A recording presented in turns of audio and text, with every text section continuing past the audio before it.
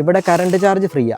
Borewell അടിക്കാൻ വരെ free ആയിട്ട് സൗകര്യം കൊടുക്കും. ഫ്രീ ആയിട്ട് ഡ്രിപ്പ് ഇറിഗേഷൻ ആണെങ്കിൽ നമുക്ക് 90% സബ്സിഡി ഉണ്ട്. 1 ലക്ഷം രൂപ മുടക്കിയാൽ 90,000 രൂപ നമുക്ക് തിരിച്ച് ഗവൺമെന്റിൽ നിന്ന് കിട്ടും. കണ്ടമാനം കശുവണ്ടി ഫാക്ടറികൾ ഇവിടെയുണ്ട്. ഗവൺമെന്റ് 80% സബ്സിഡി ഫാക്ടറികൾക്ക് കൊടുക്കുന്നുണ്ട്. നാട്ടിലത് കൊടുക്കണില്ലല്ലോ. ഇല്ല.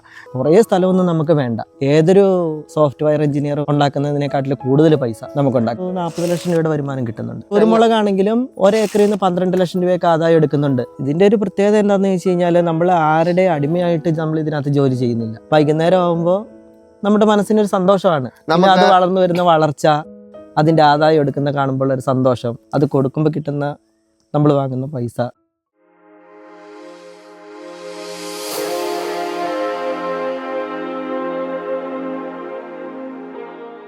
ഈ ഇൻട്രസീമംഗള എന്ന് പറഞ്ഞ ഒരു ഹൈബ്രിഡ് അനവാണ്. ഹൈബ്രിഡ് അനോ ഇത് ഇതുപോലെ നിൽക്കുന്നുണ്ട്, നിറച്ചതൊക്കെ ഇങ്ങനെ കാഴ്ച നിൽക്കുന്നത്. ഈ ഇൻട്രസീമംഗളയുടെ ഒരു പ്രത്യേകതയാണോ ഈ 3-ാം കൊല്ലം തന്നെ ഇങ്ങനെ കായ്ക്കുക എന്നുള്ളത്? ഇൻട്രസീമംഗളയ്ക്ക് ഇത്തിരി പ്രത്യേകതയുണ്ട്. നമ്മളിപ്പോ കർണാടകയിലാണല്ലോ നിൽക്കുന്നത്.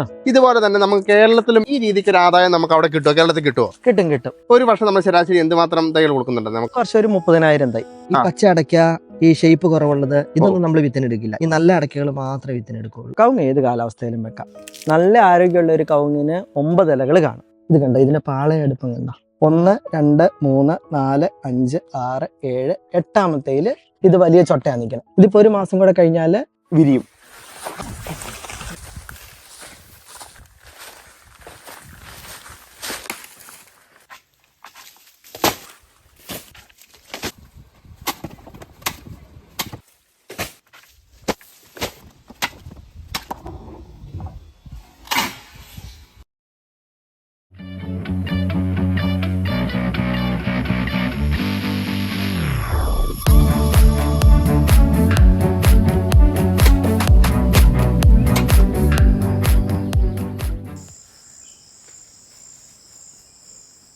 നമ്മൾ ഈ സ്ഥലം വാങ്ങിക്കുമ്പോഴേ ഇത് മൊത്തം കാടായിരുന്നു. അത് മൊത്തം കുറ്റി പറിച്ച് ചാച്ച നല്ല മനോഹരമായിട്ട് ലാൻഡ്സ്കേപ്പ് ചെയ്തിട്ട് പ്ലാന്റ് ചെയ്തതാണ് ഈ കാണുന്ന തോട്ടം. ഈ ഒരു മേഖലയിലോട്ട് വരാനായിട്ട് ചാച്ചൻ എന്നെ കണ്ടമാനം സപ്പോർട്ട് ചെയ്തിട്ടുണ്ട്. ഈ ലൈനിങ്ങിന്റെ കാര്യങ്ങളാണെങ്കിലും ചാച്ചന്റെ സപ്പോർട്ടാണ് എനിക്കുള്ളത്. ഇതെല്ലാം ചാച്ചന്റെ കൂടെ തന്നെ നടന്ന് പഠിച്ചതാ. ചെറുപ്രായം തൊട്ട് ചാച്ചന്റെ കൂടെ നടന്ന് പഠിച്ചതാ. ആ എക്സ്പീരിയൻസ് ആണ് ഇപ്പോഴും ഇത് നമ്മളെ ചെയ്യാൻ പ്രേരിപ്പിച്ചുകൊണ്ടിരിക്കുന്നത്.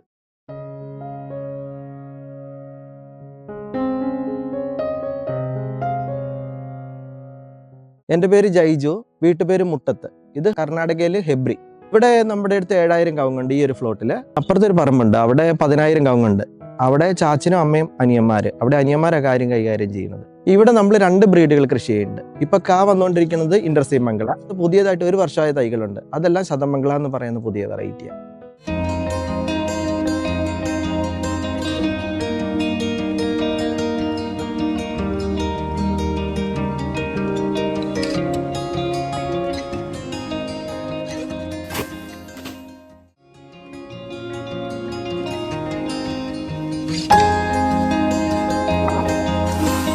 ചേട്ടാ നമസ്കാരം. നമ്മൾ ഇവിടെ എത്ര നാളായി ഇവിടെ വന്നിട്ട്? നമ്മൾ ഇവിടെ ഇപ്പൊ വന്നിട്ട് 23 വർഷം. ചാച്ചനായിട്ട് ഇവിടെ വന്നതാ. ചാച്ചനാണ് ഈ സ്ഥലം എല്ലാം വാങ്ങിച്ച് പ്ലാന്റ് ചെയ്യുന്നത്. ഇതെല്ലാം ചാച്ചൻ പ്ലാന്റ് ചെയ്ത കവുങ്ങ.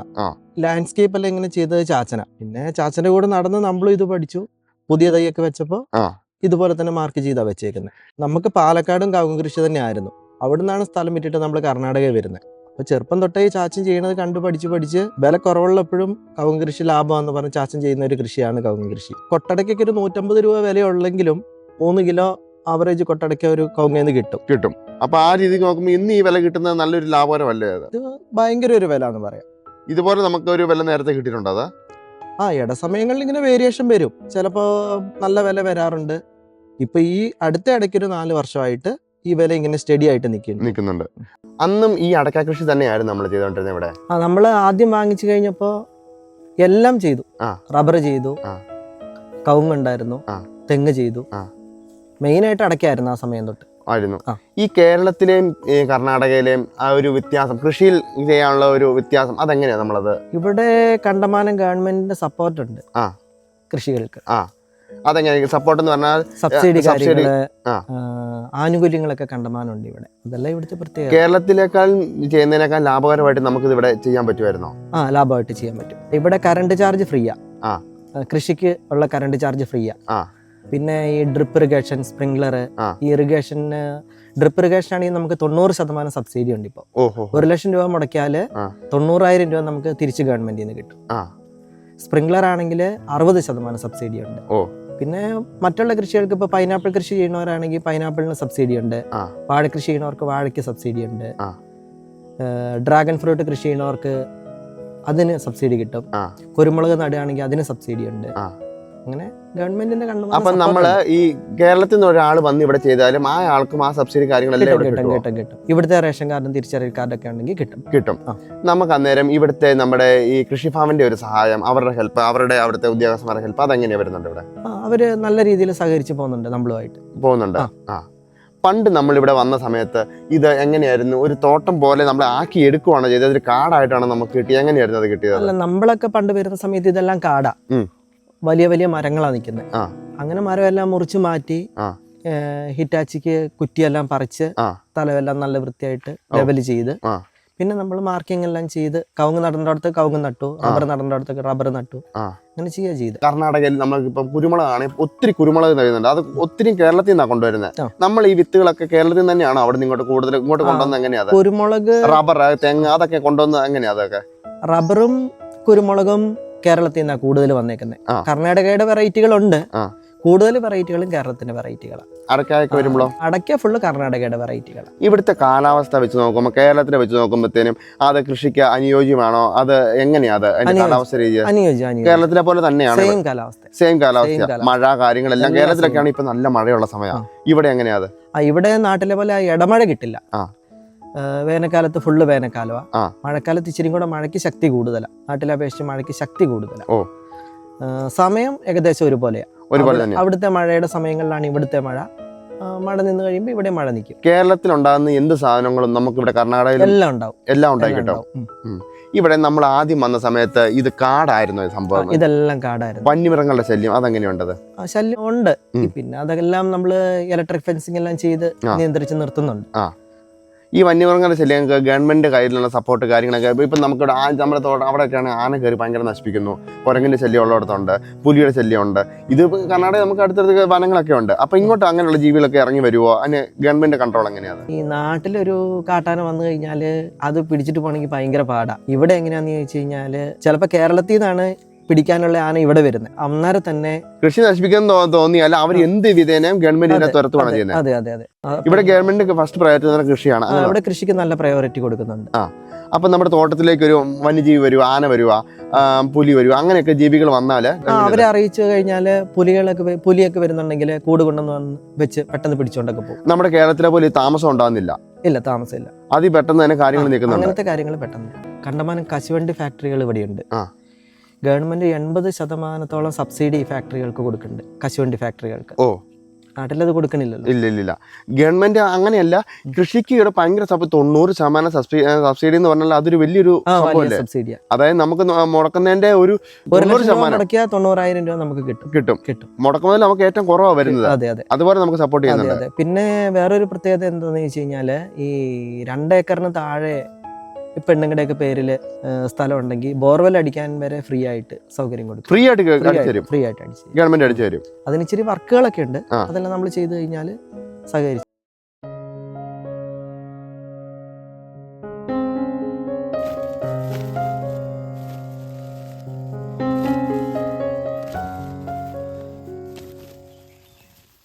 ഒരു ശരാശരി ഒരു 6-7 കൊല്ലമായ ഒരു മരം, ആ മരത്തെ നമുക്ക് എന്ത് വരുമാനം കിട്ടും? 3 കിലോ 4 കിലോ പരിപ്പ് കിട്ടും. 4 കിലോ പരിപ്പാണെങ്കിൽ ഇപ്പോഴത്തെ വിലയ്ക്ക് കിലോ 420 രൂപ വിലയുണ്ട്. ഇവിടെ 1680 രൂപയുടെ അടയ്ക്ക കിട്ടും. ഒരു കവുങ്ങ നമുക്ക് 1680 രൂപയുടെ അടയ്ക്ക നമുക്ക് കിട്ടും. അപ്പൊ ഒരു ഏക്കർ നമ്മൾ ഒരു 500-550 ഇടയിലുള്ള കവുങ്ങ് വരും. 500 കണക്ക് കൂട്ടിയാൽ പോലും നമുക്കൊരു 8,40,000 രൂപ ഒരു ഏക്കർ നമുക്കത് കിട്ടുന്നുണ്ട്. ഇപ്പം നമുക്കൊരു നല്ല ഒരു വരുമാനം ബാക്കിയുള്ള കൃഷികളൊക്കെ വെച്ച് നോക്കുമ്പോൾ അത്യാവശ്യം നല്ലൊരു വരുമാനം തന്നെയല്ലേ ഇത്? ബാക്കിയുള്ള കൃഷികളെ കമ്പയർ ചെയ്ത് നോക്കിയാൽ ഇപ്പൊ അത്യാവശ്യം ആദായം കിട്ടുന്ന ഒരു കൃഷിയാണ്. അപ്പൊ ആർക്കും ധൈര്യപൂർവ്വം തുടങ്ങാൻ പറ്റുന്ന ഒരു കൃഷി തന്നെയാണിത്. തുടങ്ങാൻ പറ്റും. നമുക്ക് ശ്രദ്ധിക്കേണ്ട കാര്യങ്ങൾ, ബേസിക് കാര്യങ്ങളൊക്കെ അതിന്റെ അകത്ത് തൈ നടുന്ന കാര്യങ്ങളും നമ്മളെടുക്കുന്ന വിത്തും നമ്മുടെ പണിയെല്ലാം കറക്റ്റ് ആണെങ്കിൽ അത്യാവശ്യം ആദായം കിട്ടും. ഈ തോട്ടം ഇത് എത്ര നാളാണ് ഇത് ചെയ്തിട്ടത്? ഇത് 3 വർഷം. 3 വർഷമായി. ഇത് നമ്മളെ വെച്ചേക്കുന്നത് ഇൻഡർസി മംഗള. നമ്മളിത് എന്തര സ്ഥലത്താണ് ഇതിപ്പോ ചെയ്തേക്കുന്നത്? ഇതൊരു 3/4 ഏക്കർ സ്ഥലം വരും ഏകദേശം. എത്ര എണ്ണം ചെയ്തിട്ടുണ്ട് അതിന്റെ അടുത്ത്? ഇതിനകത്ത് 350 കവുങ്ങ്. ഇപ്പൊ എത്ര അടി ഗ്യാപ്പില്ല നമ്മൾ ചെയ്ത് വെച്ചേക്കുന്നത്? 8 അടി സമചതുരത്തിൽ. 8 അടി എന്ന് പറയുമ്പോൾ ഇങ്ങനെ 8 അടി, ഇങ്ങനെ 8 അടി, ഇങ്ങനെ 8 അടി. സമചതുരം 8 അടി. നമുക്ക് 8 അടി മതിയോ? അത് 8 അടിയാണ് കറക്റ്റ്. അത് 8.25 ആയാലും കുഴപ്പമില്ല. 9 അടി ആകാനും പാടില്ല, 8 അടി ആകാനും പാടില്ല. മുക്കോണാവുമ്പോ ഇത് ഇങ്ങനെ ത്രികോണത്തിൽ വെക്കാം. ത്രികോണത്തിൽ വെക്കുമ്പോ 9, 8 ആ ഒരു കണക്കിന് വരും. ഇത് നമ്മള് ഇതിപ്പം ഇതിന് കുഴി എടുത്തേക്കുന്നത് എങ്ങനെ? ഹിറ്റാച്ചി വെച്ച് അങ്ങനെ വല്ലതും? ഹിറ്റാച്ചിക്ക കുഴി എടുത്തേക്കുന്നത്, ചെറിയ ഹിറ്റാച്ചിക്ക കുഴി എടുത്തേക്കുന്നത്. ഇത് 1.5 അടി കുഴി, 1.5 അടി സമചതുരവും 1.5 അടി ആഴമായിരുന്നു ആദ്യം. അത് കഴിഞ്ഞ് പിന്നെ നമ്മള് തയ്യൊക്കെ നട്ട് 1 വർഷം കഴിഞ്ഞപ്പോ വളവിടാൻ വേണ്ടിയിട്ട് അതിന്റെ അകലം കുറച്ച് റൗണ്ട് കൂട്ടിയെടുത്തു. അത് കഴിഞ്ഞ് ഇതിനകത്ത് നമ്മൾ ചാണകപ്പൊടി ഇട്ടു, പിന്നെ കുറച്ച് ചപ്പൊക്കെ ഇട്ട് വെക്കുക. ആദ്യമേ നമ്മൾ അടിവളമായിട്ട് നമ്മൾ സാധാരണ ചെയ്ത് വിട്ടത് ചാണകപ്പൊടി ഇട്ട് വെക്കുക. ചാണകപ്പൊടി ഇട്ടു, പിന്നെ കവറ് പൊട്ടിച്ച് വെച്ചപ്പോ 1 സ്പൂണ് ഫാക്ടംബോസ്. നമ്മൾ വർഷത്തിൽ ഒരു 2 ട്രിപ്പ് മൈക്രോ ന്യൂട്രിയൻസ് കൊടുത്താൽ ഒത്തിരി നല്ലതാണ്. ഇതിപ്പോ നമ്മളിത് 3 കൊല്ലമായെന്ന് പറഞ്ഞില്ലേ? 3 കൊല്ലമായപ്പോഴത്തേനും ഇതെങ്ങനെ ഇത് ചൊട്ടയിട്ട് തുടങ്ങിയതാ? ചൊട്ടയിട്ട് തുടങ്ങി. നന്നായിട്ട് നോക്കുകയാണെങ്കിൽ 2.5 കൊല്ലം ആകുമ്പോൾ ഒരെണ്ണമൊക്കെ ചൊട്ടയിടും. ഒരു 4.5-5 കൊല്ലം ആകുമ്പോഴത്തേനും ഫുള്ള് കവറാവും. ഇതിനുള്ളില് ഇപ്പൊ നമുക്കൊരു 25% ചൊട്ടയിട്ട് നമുക്കൊന്ന് കണ്ടാലുന്നത്. ഇതിപ്പോ 3 വർഷമായിട്ട് 3 വർഷമായിട്ട് ചൊട്ടെടുക്കാം. ഈ ചൊട്ട ഈ കായെല്ലാം നമുക്ക് പിടിച്ച് കിട്ടും? അതേ പൊഴിഞ്ഞു പോകാനോ? ഇല്ല, ആദ്യത്തെ ട്രിപ്പ് ഈ ഒരു ചൊട്ടയുടെ കൊഴിഞ്ഞു പോകും. 2ാമത്തെ 3ാമത്തെ കൊല്ലം വരുമ്പോഴത്തേനും കുറച്ച് നമുക്ക് പിടിച്ചു കിട്ടും. ആദ്യത്തെ കൊല്ലം നമുക്ക് എത്ര കൊല വരെ ഇത് കിട്ടാൻ സാധ്യതയുണ്ടെന്നത്? ആദ്യത്തെ കൊല്ലം ഒരു 2 കൊല അത്രയൊക്കെ കിട്ടുള്ളൂ. പിന്നെ 3ാമത്തെ വർഷമൊക്കെ ആകുമ്പോഴത്തേനും 10 കൊല 11 കൊല വരെയൊക്കെ ഉണ്ടാകാം. പിന്നെ ഒരു 5ാം വർഷമൊക്കെ ആകുമ്പോഴത്തേനും ശരാശരി ഒരു 3 കൊല 4 കൊല 5 കൊല 6 കൊല ആ റേഞ്ചിലോട്ട് വരും. ഈ ഇന്റർസീഡ് മംഗളയുടെ ഒരു പ്രത്യേകതയാണോ ഈ 3ാം കൊല്ലം തന്നെ ഇങ്ങനെ കായ്ക്കുക എന്നുള്ളത്? ഇന്റർസീഡ് മംഗളയ്ക്ക് ഇത്തിരി പ്രത്യേകതയുണ്ട്. പിന്നെ ഇപ്പൊ ശതമംഗള എന്ന് പറഞ്ഞ പുതിയൊരു വെറൈറ്റി ഇറങ്ങിയിട്ടുണ്ട്. അത് ഇതുപോലെ വേഗം ചൊട്ടയിടുന്നുണ്ട്. മറ്റുള്ള വെറൈറ്റികളെ അപേക്ഷിച്ച് ഇത് കുറച്ച് ഹൈറ്റ് വെക്കൽ കുറവാണ്. അതുകൊണ്ടാണ് കൂടുതലും ആൾക്കാർ ഇന്റർസീഡ് മംഗളയിലോട്ട് തിരിയണം. ഇത് നമുക്ക് എങ്ങനെ ഈ വെയിലിന്റെ എങ്ങനെയാണ്? നമുക്ക് നല്ല സൂര്യപ്രകാശം വേണം എന്നുള്ളതാണ്. നല്ല സൂര്യപ്രകാശം വേണം. തൈ വെക്കുമ്പോ തൊട്ട് നന്നായിട്ട് സൂര്യപ്രകാശം അടിച്ച് വളർന്നാല് ഒത്തിരി നല്ലതാണ്. ഇടവിളയായിട്ട് വേറെ ഒന്നും ചെയ്യാൻ പറ്റുമോ ഇതിന്റെ ഇടയ്ക്കൂടെ? അങ്ങനെ ഇടവിള ചെയ്യാണ്ടിരിക്കുന്നതാണ് നല്ലത്. ഇനി ഇടവിള ചെയ്യുകയാണെങ്കിൽ തന്നെ ഇഞ്ചി, മഞ്ഞള്, ചേമ്പ്, ചേന പൊങ്ങാത്ത സാധനങ്ങള് ഇടവിളയായിട്ട് ചെയ്യുകയാണെങ്കിൽ നമുക്ക് അത്രത്തോളം പാള അടുത്ത് കിട്ടും. നമ്മളിത് ഈ കാന കയറിയേക്കുന്നതിന്റെ ആവശ്യകത എന്താണത്? ഇതിപ്പോ നമ്മള് 2 നേരം ഇടവിട്ട് കാന കയറിയിട്ടുണ്ട്. ഇത് കാന കയറുമ്പോൾ പ്രത്യേകത എന്നാന്ന് ചോദിച്ചു കഴിഞ്ഞാല് ഇത് നല്ല നീർവാർച്ച ഉണ്ടാവും. നല്ല നീർവാർച്ച കൂടുന്തോറും നമുക്ക് കേടുകൾ കുറയും. കവുങ്ങിന്റെ മഴക്കാലത്ത് വെള്ളം നിൽക്കാൻ പാടില്ല. നീർവാർച്ച കൂടുന്തോറും വളർച്ച കൂടും, നല്ല എയർ സർക്കുലേഷൻ കിട്ടും. അതുകൊണ്ട് നമ്മൾ അങ്ങനെ കയറിയിട്ടുണ്ട്. ഹിറ്റാച്ചിക്ക് നമ്മൾ കയറി വിടുവാണ് ചെയ്തേക്കുന്നത്. ഇത് 2 കമുകിന്റെ അപ്പുറം ഇപ്പുറം വെച്ച് അപ്പുറം ഇപ്പുറം 2 നേരം ഇടവിട്ട് നമ്മൾ കയറും. നമുക്ക് ഈ കമുക് കൃഷിക്ക് വെള്ളം അത്യാവശ്യമാണോ? ചിലര് പറഞ്ഞു കേട്ടിട്ടുണ്ട് നമുക്ക് വെള്ളം ഒന്നും വേണ്ട, ഏത് മലമുകളിലും നല്ല സുഖമായിട്ട് വളർന്നു കയറും എന്ന് പറഞ്ഞു കേട്ടിട്ടുണ്ട്. വെള്ളം ആവശ്യമാണോ ഇത് ശരിക്കും? നമ്മൾ 3 ദിവസത്തിൽ ഒരിക്കൽ അരമണിക്കൂർ വെച്ച് നനയ്ക്കും. ആഴ്ചയിൽ ഒരു 3 നനയൊക്കെ ചിലപ്പോൾ വരും നമുക്ക്. അപ്പൊ ഒരു ശരാശരി ഒരു മരത്തിന് നമുക്ക് എത്ര ലിറ്റർ നമുക്ക് കിട്ടുന്ന കാണും? നനയ്ക്കുന്ന സമയത്ത് നമുക്കൊരു 50 ലിറ്റർ വെള്ളത്തോളം പോകുന്നുണ്ട്. ഒരു ചെടിക്ക് കിട്ടുന്നുണ്ട്. ഡ്രിപ്പ് ഇറിഗേഷനിൽ കൂടെ കിട്ടുന്നുണ്ട്. ചേച്ചിയുടെ ഇറിഗേഷൻ അതിനെ കുറിച്ചൊന്ന് പറഞ്ഞുതരാം. ഡ്രിപ്പ് ചെയ്യുന്നവരുണ്ട്, സ്പ്രിംഗ്ലർ ചെയ്യുന്നവരുണ്ട്, വിംഗ്ലർ ചെയ്യുന്നവരുണ്ട്, പല രീതിയിൽ നനയ്ക്കുന്നവരുണ്ട്. ഇപ്പൊ ഡ്രിപ്പ് ഇറിഗേഷനാണ് ചെയ്തേക്കുന്നത്. 16mm പൈപ്പ് ജെയിൻ കമ്പനിയുടെ. ഇതിന് നമ്മൾ മൈക്രോ ട്യൂബ് എന്ന് പറയും. ഇത് നമ്മൾ വെള്ളം തെറിച്ചു പോകാതിരിക്കാനായിട്ട് ഈ 16mm പൈപ്പിനെ കട്ട് ചെയ്തിട്ട് ഇട്ടേക്കുന്നതാണ്. നമ്മൾ ഡയറക്റ്റ് ചെയ്യുമ്പോഴുള്ള കുഴപ്പം എന്നാന്ന് വെച്ച് കഴിഞ്ഞാൽ പലയിടത്തായിട്ട് ഈ വെള്ളം വീഴും. ഇത് നമ്മളിങ്ങനെ കൊടുത്തു കഴിയുമ്പോൾ ഇത് കറക്റ്റ് അതേ പോയിന്റിൽ തന്നെ കറക്റ്റ് വെള്ളം വീഴും. ചോട്ടില് വെള്ളം. പിന്നെ ഇതാണെങ്കിലും നമ്മളൊരു ചെറിയൊരു ഹോൾ ഇതില് ഉണ്ടാക്കിയിട്ട് ഇത് മൈക്രോ ട്യൂബ് എന്ന് പറഞ്ഞാൽ നമുക്ക് വലിയ ബണ്ടിലായിട്ടാണ് കിട്ടുക. നമുക്ക് എത്ര നീളം വേണോ ആ നീളത്തിൽ മുറിച്ചിട്ട് ഇവിടെ ഒരു ആണിക്ക് ഒരു ഓട്ട ഉണ്ടാക്കിയാലും കുഴപ്പമൊന്നുമില്ല. എന്നിട്ട് നമ്മളിങ്ങനെ കയറ്റി കൊടുത്താൽ മതി. അപ്പൊ അത്ര നല്ല രീതിക്കാണ് നനയ്ക്കുന്നുണ്ട്. നനയ്ക്കുന്നുണ്ട്. വെള്ളം നമുക്ക് അത്ര ലഭ്യത ഉള്ളതുകൊണ്ട് നമ്മൾ അങ്ങനെ നനയ്ക്കുന്നതിന് കാരണം ഈ ഇങ്ങനെ പൊഴിഞ്ഞു പോകാതിരിക്കാനും അത് ഈ മരത്തിന്റെ ഒരു ഗ്രോത്തിന് എന്താ നമ്മൾ നോക്കുന്നത്? എത്രത്തോളം നമ്മൾ നനയ്ക്കുന്നോ വേനക്ക് അത്രത്തോളം ആദായം കൂടുതൽ കിട്ടുന്നുണ്ട് നമുക്ക്. അതുപോലെ തന്നെ ഈ മഴക്കാലത്ത് ഇതിന്റെ ചോട്ടി വെള്ളം കെട്ടിക്കിടക്കലെന്ന് പറഞ്ഞു കേട്ടില്ല, അതിന്റെ എന്താ അങ്ങനെ പറയുന്നത്? പരമാവധി വെള്ളം ഇതിന്റെ ചോട്ടി കെട്ടി നിൽക്കാതെ പോവുകയാണെങ്കിൽ നമുക്ക് ഈ മഹാളി പോലുള്ള രോഗങ്ങൾ കുറയും. നല്ല ആരോഗ്യമുള്ള ഒരു കവുങ്ങിന് 9 ഇലകൾ കാണും. ഇപ്പൊ ഈ മരത്തെ നോക്കിക്കേ, ഇതില് 9ന്റെ മുകളിലുണ്ട്. 1 2 3 4 5 6 7 8 9 10. ഇത് നല്ല ക്വാളിറ്റി ഉള്ള ഒരു കവുങ്ങ. ഇത് കണ്ടോ, ഇതിന്റെ പാളയടുപ്പം കണ്ടോ? 1, 2, 3, 4, 5, 6, 7, 8ാമത്തേല് ഇത് വലിയ ചൊട്ടയാ നിൽക്കണം. ഇത് കണ്ടോ, ഇത് ഇത്ര നല്ല വലിയ ചൊട്ടയാ നിൽക്കുന്നത്. ഇതിപ്പോ ഒരു മാസം കൂടെ കഴിഞ്ഞാല് ചൊട്ട വിരിയും. നിലത്തുനിന്ന് ഒരു 3.5 അടി ഹൈറ്റില് താരതമ്യേന പൊക്കം കുറഞ്ഞു നിൽക്കും. ഇൻഡസ്ട്രി മംഗളയുടെ ഒരു പ്രത്യേകത തന്നെ ആയിരിക്കും അല്ലേ? ഇൻഡസ്ട്രി മംഗളയുടെ ഒരു പ്രത്യേകതയാണ്. അതെ. ഇതിന്റെ വളമിടുന്ന രീതി അതിനെ കുറിച്ച് ഒന്ന് പറയാം ചേട്ടാ. ഇത് എത്ര പ്രാവശ്യം നമ്മൾ ഇതിന് വളം കൊടുക്കുന്നുണ്ട്? ഇത് നമ്മളൊരു വർഷം ഒരു 15 കിലോ ജൈവവളം, ഒരു വർഷം ആട്ടുംകാട്ടം ഇടും, പിന്നെ ഒരു വർഷം ചാണകപ്പൊടി ഇടും, പിന്നെ ഇടയ്ക്ക് കോഴിവളം മാറി ഉപയോഗിക്കാറുണ്ട്. 3 മാറി മാറി ഇങ്ങനെ നമ്മൾ ജൈവവളം ഉപയോഗിക്കും. അതുകൂടാതെ 1 കിലോ രാസവളം ഒരു വർഷം നമ്മൾ ഉപയോഗിക്കും. അത് പലതായിട്ട് ഡിവൈഡ് ചെയ്തിട്ടാ ഏറ്റവും നല്ലത്. 1 കിലോ വളം ഒരു വർഷം വീഴുന്ന കണക്കില് മാസം മാസം അതിനെ ഭാഗിച്ചിട്ടാണെങ്കിൽ നമുക്ക് ആദായം കൂടുതൽ കിട്ടും. അത്രയ്ക്ക് നല്ലത്. പിന്നെ മൈക്രോ ന്യൂട്രിയൻസ് 2 ട്രിപ്പായിട്ട് മൈക്രോ ന്യൂട്രിയൻസും കൂടെ കൊടുത്താൽ നല്ലതാണ്. ഈ മൈക്രോ ന്യൂട്രിയൻസ് എന്ന് പറയുന്നത് സിങ്ക്, മഗ്നീഷ്യം, ബോറോൺ, ഇത് 3 നമ്മൾ ഉപയോഗിക്കുന്നുണ്ട്. 3 കൂടെ മിക്സ് ആയിട്ടുള്ളത് നമുക്ക് കിട്ടും. 3 കൂടെ മിക്സ് ആയിട്ട് നമുക്ക് കിട്ടുകയാണെങ്കിൽ 200 ലിറ്റർ വെള്ളത്തിലോട്ട് നമ്മൾ 2 കിലോ ഇടും. ഈ സ്റ്റെയിൻസ് എന്നൊക്കെ പറയുന്ന കമ്പനിയുടെ ന്യൂട്രിഫാസ്റ്റ് എന്നൊക്കെ പറഞ്ഞുള്ള വളങ്ങൾ വരുന്നുണ്ട്. അത് ഓരോ ലിറ്റർ വെച്ച് നമ്മൾ ഒഴിച്ചു കൊടുക്കും. അത് വർഷത്തിൽ ഒരു 2 ട്രിപ്പ് നമ്മൾ ഒഴിച്ചു കൊടുക്കും. പൗഡർ രൂപത്തില് സിങ്ക്, മഗ്നീഷ്യം, ബോറോൺ, ഇത് 3ഉം നമുക്ക് കിട്ടും. അത് 20 ഗ്രാം വെച്ച് ചെറിയ കുഴി എടുത്ത് അതിനകത്ത് നമ്മളിട്ട് ഉപയോഗിക്കാറുണ്ട്. ഇതിപ്പോ 12 വർഷമായ തോട്ടമാണ്. 12 വർഷമായി. ഞാനൊരു 4ാം ക്ലാസ്സിൽ പഠിക്കുമ്പോൾ തൊട്ട് പപ്പ ഇത് ചെയ്യുന്നുണ്ട്. അന്ന് നമ്മൾ ചെയ്തോണ്ടിരുന്ന വെറൈറ്റി അതാ ഇൻഡസ്ട്രി മംഗള തന്നെ ആയിരുന്നു? ആദ്യമൊക്കെ വെറും മംഗളയായിരുന്നു. പിന്നെ നമ്മൾ കർണാടക വന്നു കഴിഞ്ഞപ്പോ ഇൻഡസ്ട്രി മംഗള, മോഹിത് നഗർ പല വെറൈറ്റികളിലോട്ട് മാറി. ഈ തോട്ടം നിലവിൽ ഇൻഡസ്ട്രി മംഗളയാണ്. നമുക്ക് ഇത് എന്നാ മുഴുപ്പുള്ളൊരു തൈയാണ് നമ്മൾ ആദ്യം ഇതിന് വെച്ചിരുന്നത്? ഇത് നമ്മള് കവറിനകത്ത് വെച്ച് ഒരു 6 മാസം കഴിഞ്ഞപ്പോ വെച്ച തയ്യാ. ഈ ഇൻഡസ്ട്രി മംഗളയിലേക്ക് നമുക്ക് തിരിയാനുള്ള ഒരു കാരണം എന്താ? നമുക്ക് എന്താ അതിന് കൂടുതലൊരു താല്പര്യം തോന്നിയത്? ഇത് പെട്ടെന്ന് ആദായത്തിൽ കയറും. ഒരു 2.5 വർഷം ആകുമ്പോ തൊട്ട് ചെറുതായിട്ട് ചൊട്ടയിട്ട് തുടങ്ങും. മൊത്തത്തിൽ നോക്കുമ്പോൾ ആദായം കൂടുതൽ. നമ്മളിപ്പോ കർണാടകയിലാണല്ലോ നിൽക്കുന്നത്. ഇതുപോലെ തന്നെ നമുക്ക് കേരളത്തിലും ഈ രീതിക്ക് ഒരു ആദായം നമുക്ക് അവിടെ കിട്ടുമോ? കേരളത്തിൽ കിട്ടുമോ? കിട്ടും. കിട്ടുന്ന സ്ഥലങ്ങളൊക്കെ ഉണ്ട്. കേരളത്തിൽ എവിടെയാണോ നന്നായിട്ട് കവുങ്ങുണ്ടാവുന്നത് അവിടെ ഈ കവുങ്ങുകൾ കൊണ്ടുപോയി വെച്ചാലും നന്നായിട്ടുണ്ടാവും. നമ്മുടെ ഇവിടുന്ന് തൈകൾ പോകുന്നുണ്ടോ? കേരളത്തിലേക്ക് കയറി പോകുന്നുണ്ട്. വേനൽക്കാലത്ത് നമ്മൾ എന്തെങ്കിലും തരത്തിലുള്ള മരുന്നുകൾ ഈ പൂവിന് സ്പ്രേ ചെയ്ത് നമ്മള് ഫംഗിസൈഡ് സ്പ്രേ ചെയ്യാറുണ്ട്. അതെന്തിനാ? അത് പൂങ്കുല കരിയാതിരിക്കാൻ, കൊഴിഞ്ഞു പോകാതിരിക്കാനും കരിയാതിരിക്കാനാണ് ചെയ്യാറുണ്ട്. ഈ ഇലയ്ക്ക് നമ്മൾ പ്രത്യേകിച്ച് വല്ല എന്തെങ്കിലും സ്പ്രേയോ അങ്ങനെ കാര്യങ്ങൾ എന്തെങ്കിലും ചെയ്യാറുണ്ട്? ഇലയ്ക്ക് ഇപ്പൊ ഒരു 2-3 വർഷമൊക്കെ ആയിട്ട് നമ്മൾ ചെയ്യാറുണ്ട്. ഇതുപോലെ ഇല കരിച്ചില് രോഗമുണ്ട്. ഏത് കമ്പനിയാണ് നമ്മൾ ചെയ്യുന്നത്? അത് പ്രോപ്പിക്കോണസോൾ എന്ന് പറയുന്ന മരുന്നാണ് നമ്മൾ സ്പ്രേ ചെയ്യുന്നത്. അത് 200 ലിറ്റർ വെള്ളത്തിലോട്ട് 1/4 ലിറ്റർ മരുന്ന് ഒഴിച്ചിട്ടാണ് സ്പ്രേ ചെയ്യുന്നത്. അത് എത്ര പ്രാവശ്യം നമ്മൾ ചെയ്യേണ്ടതായിരിക്കും? ഒരു വേനൽക്ക് ഒരു 3 ട്രിപ്പൊക്കെ സ്പ്രേ ചെയ്യുന്നുണ്ട്. നമ്മൾ ഏത് മാസം തൊട്ടാണ് തുടങ്ങുന്നത്? അതൊരു ഡിസംബർ മാസം തൊട്ട് നമ്മളൊരു 1.5 മാസം ഗ്യാപ്പ് വിട്ട് ചെയ്യും. വേനൽക്കാലത്ത് മാത്രമേ അതിന്റെ പ്രശ്നം? വേനൽക്ക് അത് ചെയ്യുള്ളൂ. മഴക്കാലത്ത് നമ്മൾ ബോഡോ മിക്സർ സ്പ്രേ ചെയ്യും. ബോഡോ മിക്സർ നമ്മൾ എത്ര പ്രാവശ്യം നമ്മൾ സ്പ്രേ ചെയ്യും? അത് 3 ട്രിപ്പ് നമ്മൾ സ്പ്രേ ചെയ്യാറുണ്ട്. 25-30 ദിവസത്തിന് ഇടയിലുള്ള ഗ്യാപ്പിൽ നമ്മൾ അടിക്കും. ബോഡോ മിക്സറിന്റെ അളവ് എങ്ങനെയാണ്? നമ്മളത് 1:1 റേഷ്യോ. അത് ഈ മഹാളി എന്ന് പറഞ്ഞ രോഗം വരും. അത് വരാതിരിക്കാനായിട്ട് നമ്മളൊരു 3 ട്രിപ്പ് 4 ട്രിപ്പ് മഴക്കാലങ്ങളിൽ അടിക്കും. ഇതിന്റെ ആദായം എന്ന് പറയുന്നത് നമുക്ക് വർഷത്തിൽ മുഴുവൻ നമുക്ക് ആദായം കിട്ടും? അതേ ഒരു നിശ്ചിത കാലയളവുണ്ടോ അതിന്? 4 മാസമാണ് ഇത് നമ്മൾ അടയ്ക്ക പറിക്കുന്നത്. പിന്നെ നമുക്ക് ഇടസമയങ്ങളിൽ കിട്ടും, മഴക്കാലത്തൊക്കെ കിട്ടും.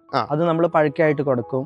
അല്ലെങ്കിൽ നമ്മൾ സോളാർ ഡ്രയർ ഉണ്ട്, അതിനകത്ത് ഇട്ട് ഉണങ്ങും. നമ്മളിത് എങ്ങനെയാ? ഇത് പച്ചടക്കായിട്ടാണോ ഉണക്കായിട്ടാണോ നമ്മളിവിടെ മാക്സിമം ഉണക്കിയിട്ടാ കൊടുക്കുന്നത്. നമ്മളിവിടെ ഏതിന്റെ തൈകൾ കൂടുതലായിട്ടും കൊടുക്കുന്നത്? നമ്മൾ ഇൻഡസ്ട്രി മംഗളയാ നമ്മുടെ അടുത്ത് മെയിൻ ആയിട്ട് കൂടുതലായിട്ടുള്ളത്. ഇൻഡസ്ട്രി മംഗളയാ. ഒരു വർഷം നമ്മൾ ശരാശരി എന്തുമാത്രം തൈകൾ കൊടുക്കുന്നുണ്ട്? നമുക്കിവിടെ വർഷം ഒരു 30,000 തൈ ഉത്പാദിപ്പിക്കുന്നുണ്ട്, നമ്മൾ ഉണ്ടാക്കുന്നുണ്ട്. ഇതിന്റെ ഇൻഡസ്ട്രി മംഗളയുടെ വിത്ത് നമ്മൾ ഇവിടുന്ന് നമ്മുടെ തോട്ടത്തിൽ തന്നെ അത് ആദ്യം നമ്മൾ വേറൊരു ചേട്ടന്റെ സ്ഥലത്ത് നിന്ന് കൊണ്ടുവന്ന് വെച്ചു. ഈ ശതമംഗള എന്ന് പറയുന്നത് അത് എൻ്റെ ഒരു ഫ്രണ്ട് സയന്റിസ്റ്റ് ഉണ്ട് CPCRIയിൽ. അപ്പൊ അവര് ആദ്യമായിട്ട് സാമ്പിള് കുറച്ച് കവുങ്ങ് കർഷകർക്ക് കൊടുക്കും. അപ്പോൾ അതിലൊരു 70 കവുങ്ങ് അവർ ആദ്യം കൊടുത്തത് ഇന്ന് എടുത്ത വിത്താണ് ഇപ്പൊ പുതിയതായിട്ട് വെച്ചിരിക്കുന്നത്. ഒരു അടയ്ക്ക പാകാൻ നേരത്ത് അതിന്റെ വിത്ത് എടുക്കുമ്പോൾ നമുക്ക് ഈ മരത്തെ നെല്ലായിട്ട് നമുക്ക് വിത്തെടുക്കാൻ പറ്റുമോ? അതാകുമ്പോൾ നമുക്ക് എന്താ നമ്മൾ ശ്രദ്ധിക്കേണ്ട കാര്യങ്ങൾ? ഒരു വിത്തെടുക്കാൻ നേരത്ത് നമ്മൾ ശ്രദ്ധിക്കേണ്ട കാര്യം എന്താണ്? ചേട്ടൻ എങ്ങനെ വിത്തെടുക്കുന്നത്? നമ്മള് വിത്തെടുക്കുന്നത് നല്ല കാഫലം ഉള്ളതിന്റെ നോക്കി പാളയെടുപ്പ് നോക്കും നമ്മൾ മെയിൻ ആയിട്ട്. നന്നായിട്ട് പാള അടുത്തേക്കുന്ന കവുങ്ങിന്റെ നല്ല കാഫലമുള്ള കവുങ്ങ്. വലിയ അടയ്ക്ക പിടിക്കുന്ന കവുങ്ങിന് കൊലയിൽ എണ്ണം കുറവായിരിക്കും. ചെറിയ അടയ്ക്ക ആണെങ്കിൽ കണ്ടമാനം എണ്ണം പിടിക്കും ചില കവുങ്ങുകളിൽ. അപ്പൊ നമ്മളൊരു മീഡിയം സൈസാണ് കൂടുതൽ നോക്കാറ്. വരുന്ന വർഷത്തേക്ക് നന്നായിട്ട് കായ്ക്കുന്ന കവുങ്ങാണെങ്കിൽ അതിന്റെ പാള വീർത്തിരിക്കും. ഓ. അതും കൂടെ നമ്മൾ നോക്കും. നമ്മുടെ തോട്ടത്തിൽ നമുക്കറിയാം ശരാശരി നന്നായിട്ട് കായ്ക്കുന്ന കവുങ്ങുകൾ, അതിനെ മാത്രം സെലക്ട് ചെയ്തിട്ടാണ് വിത്ത് എടുക്കുന്നത്. അത് നമ്മൾ പ്രത്യേകം നോട്ട് ചെയ്ത് വെക്കാറുണ്ട്. അത് നോട്ട് ചെയ്ത് വെക്കാറുണ്ട്. അല്ലാതെ നമുക്ക് അടച്ച ഒരു ഈ തോട്ടത്തിൽ എല്ലാം കൂടെ നമുക്കൊരു വിത്തെടുക്കുന്ന ഒരു പരിപാടി നമ്മൾ അങ്ങനെ ചെയ്യാറില്ല. നമ്മൾ ഈ തൈ എടുക്കാൻ നേരത്തെ ഇത്ര കൊല്ലം പഴക്കം ചെന്ന ഒരു കമുകൻ തൈ എടുക്കണം, അങ്ങനെ ഒരു നോട്ടം നോക്കുന്നുണ്ടോ നമ്മള്?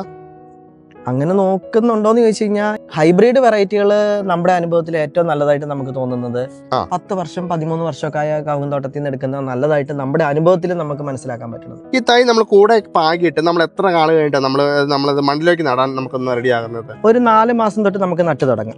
4 മാസം തൊട്ട് മുമ്പോട്ട് ഒരു 8 മാസം വരെയൊക്കെ പുതിയ തൈയായിട്ട് നമുക്ക് വെക്കാം. അത് കഴിയുമ്പോഴും വെക്കുന്നതിന് കുഴപ്പമൊന്നുമില്ല. വെക്കുന്ന ഒരു സമയമുണ്ടോ? അത് ഏത് കാലാവസ്ഥ നമുക്ക് വെക്കാൻ പറ്റുമോ? അത് കവുങ്ങ് ഏത് കാലാവസ്ഥയിലും വെക്കാം. നല്ല വേനക്ക് വെക്കുമ്പോ ഇല പൊള്ളാതെ ഒന്ന് നോക്കിയാൽ മതി. മറവെല്ലാം കുത്തി കൊടുക്കണം. മറ കുത്തി കൊടുത്താലും കുഴപ്പമില്ല. ചേട്ടാ, നമ്മൾ ഇതിന്റെ ഇടയ്ക്കൂടെ എന്താ നമ്മൾ നട്ടാക്കുന്നത്? ഇത് മഞ്ഞൾ നട്ടതാ. നമ്മള് ഇടവിളയായിട്ട് ചെയ്തത്? ഇടവിളയായിട്ട് കൃഷി ചെയ്തതാ. ഇതൊരു പ്രതിഭ എന്ന് പറഞ്ഞുള്ള ഒരു വെറൈറ്റി മഞ്ഞള. ഇത് കുറെ വർഷമായിട്ട് ചാച്ചന് ഇങ്ങനെ കളയാതെ സൂക്ഷിച്ചുകൊണ്ടിരിക്കുന്നതാ. ഇതിന്റെ എന്താ പ്രത്യേകത? ഇതില് കുർക്കുമിന്റെ കണ്ടന്റ് കൂടുതലുണ്ടെന്നാ പറയുന്നത്. പിന്നെ നല്ല വിളവാ.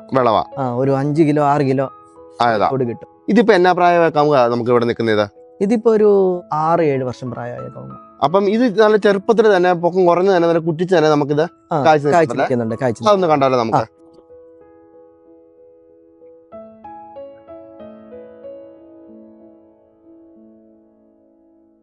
ഇത് നമുക്കിപ്പം ഇത് ഈ പൊക്കത്ത് തന്നെ ഇത് കാഴ്ച കിട്ടുമല്ലോ? ഇതാ ഇത് താഴ്ന്ന് കായ്ച്ചതാ. ഇതിനെക്കാട്ടിലൊക്കെ ഇത്രയും താഴ്ന്ന് കായ്ച്ചു തുടങ്ങിയ കവുങ്ങ. ഓഹോ, അത്രയും ചെറുപ്പത്തിൽ തന്നെ ഇത് കാഴ്ച? എല്ലാം കായ്ച്ചാണെന്നൊന്നുമില്ല. ഇത് കണ്ട, ഇതൊക്കെ ഇപ്പൊ കഴിഞ്ഞ വർഷം നമ്മൾ പറിച്ചു പോയ കൊലകളാ. ഓഹോ, ഇതെല്ലാം കഴിഞ്ഞ കൊല്ലം കൊല കുറച്ച് പറിച്ചിറങ്ങിയതാണോ? ഇതേന്നിപ്പോ ഈ വർഷം ഈ 2 കൊല പറിച്ചിറങ്ങിയതാ. ഇത്രയും ചെറുപ്പത്തിൽ തന്നെ നല്ല രീതിക്ക് ഇത് കായ്ച്ചിട്ടുണ്ടല്ലോ. കഴിഞ്ഞ വർഷമൊക്കെ കായ്ച്ച കവുങ്ങ. ഇത് കണ്ട, ഇത് നോക്കി അറിയാം. ഇതൊക്കെ കഴിഞ്ഞ വർഷം നമ്മൾ കൊലകൾ പറിച്ചു പോയതാ. ഓഹോ, ഇത് അതിന്റെ പാടാണ് ഈ കിടക്കുന്നത്. ഈ കൊലകളുടെ ഈ കൊല പറിച്ചു പോയ പാടാ ഈ കാണുന്ന പാടുകൾ. ഇത്തരൊക്കെ നമുക്ക് എത്ര അടക്കാൻ നമ്മൾ പ്രതീക്ഷിക്കുന്നുണ്ട്?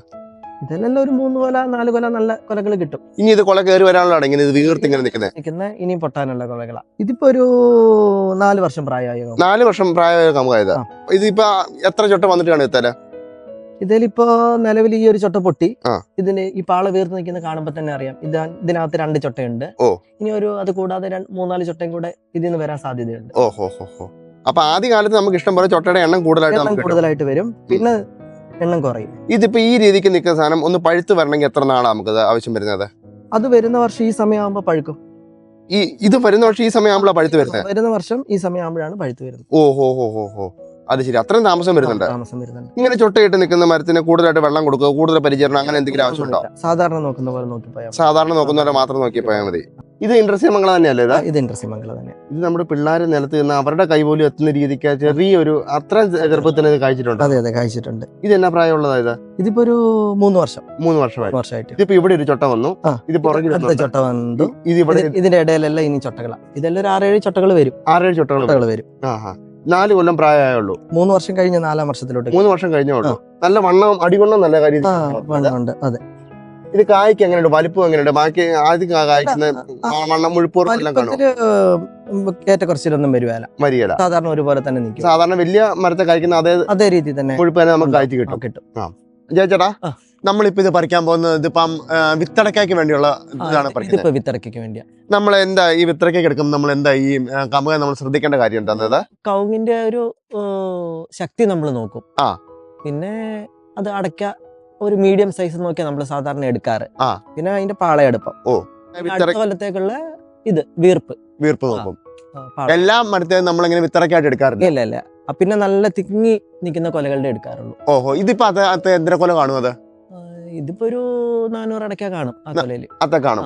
അതുപോലെ തന്നെ നമ്മൾ ഈ പാളയെടുപ്പം നോക്കുന്ന ഇത്തനാണോ നോക്കുന്നത്? പാളയെടുപ്പം എത്ര അടുത്ത് വരുന്ന ഒരു മീഡിയം അടുപ്പം നമ്മൾ നോക്കും. നമ്മളിപ്പോ വിത്തറൊക്കെ വെച്ചുമ്പോൾ നമുക്ക് എടുക്കാനാണെങ്കിൽ നിലത്തോട് ഇട്ടാൽ എന്തെങ്കിലും പ്രശ്നമുണ്ട്? അതാണ് ഇങ്ങനെ പിടിക്കുന്നത്. ഇങ്ങനെ പിടിച്ചെടുത്താല് അത് ചതവൊന്നും കൂടാതെ നമുക്ക് കിട്ടും.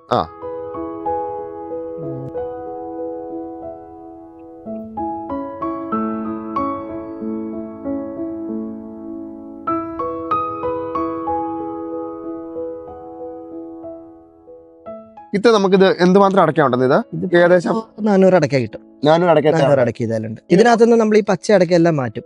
ഈ നല്ല ഈ സൈസിലുള്ള നല്ല റൗണ്ട് അടയ്ക്കാൻ നോക്കിയിട്ട് നല്ല അടയ്ക്കാൻ വിത്തിനെടുക്കുക. അതിന് ആവറേജ് ഒരു സൈസ് നോക്കുന്നുണ്ട്, അതേ വലിപ്പം കുറഞ്ഞാണ്. ഇതിനുള്ളിൽ നിന്ന് നമ്മൾ ഇതെല്ലാം മാറ്റും. ഈ പച്ച അടയ്ക്ക, ഈ ഷേപ്പ് കുറവുള്ളത്, ഇതൊന്നും നമ്മൾ വിത്തിനെടുക്കില്ല. ഇതൊന്നും നമ്മൾ വിത്തിനെടുക്കില്ല. ഈ നല്ല അടയ്ക്കകൾ മാത്രമേ വിത്തിനെടുക്കുള്ളൂ.